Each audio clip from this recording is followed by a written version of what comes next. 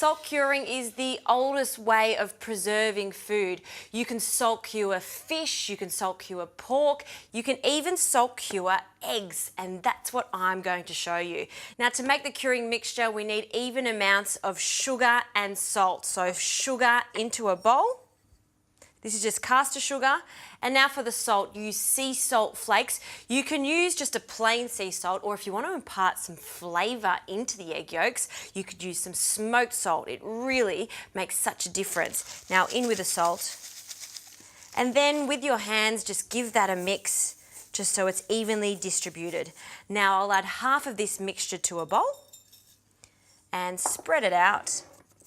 And now for the eggs. If you're going to cure your eggs, use really good quality eggs. I'm using some Sunny Queen free range eggs, and then we'll crack them, and be careful because we don't want to break the yolk, and the fresher the egg is, the more intact that yolk will stay. So we'll break that open and then carefully separate them.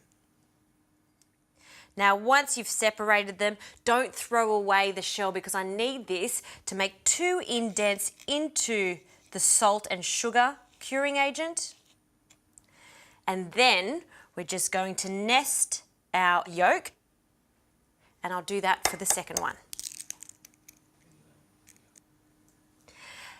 Once you've placed your eggs in the nest of salt and sugar, we can get the rest of this mixture and then completely cover the eggs.